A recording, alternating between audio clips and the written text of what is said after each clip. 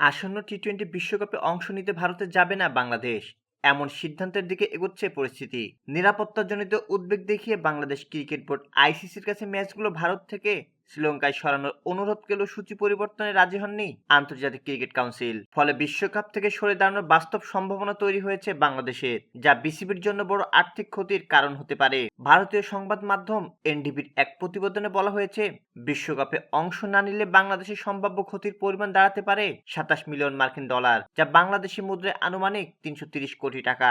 এই সিদ্ধান্তের ফলে সম্প্রচার সত্ত্ব, স্পন্সরশিপ এবং চলতি আর্থিক বছরে অন্যান্য বাণিজ্যিক আয় হারাতে পারে বিসিবি।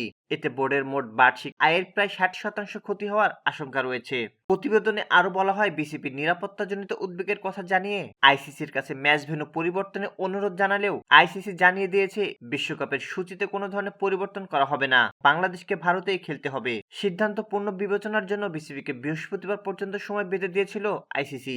জাতীয় দলের খেলোয়াড়দের সঙ্গে বৈঠকের পর বাংলাদেশের যুব ক্রীড়া উপদেষ্টা আসিফ নজরুল জানান, আইসিসির দেওয়া নিরাপত্তা মূল্যায়ন বাংলাদেশের কাছে গ্রহণযোগ্য নয়। দুই পক্ষের এই অনড় অবস্থানের কারণে টুর্নামেন্টে বাংলাদেশের অংশগ্রহণ না করার সম্ভাবনা এখন বেশি বলে মনে হচ্ছে।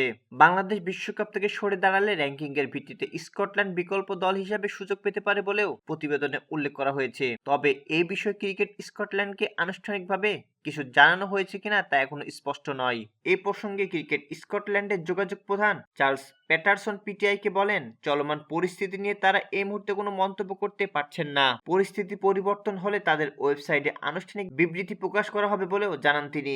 সব মিলে বিশ্বকাপ নিয়ে বিসিবি ও আইসিসি টানাপোড়েন শুধু ক্রীড়াঙ্গনেই নয়, আর্থিক দিক থেকেও বাংলাদেশের জন্য বড় চ্যালেঞ্জ হয়ে দাঁড়াচ্ছে।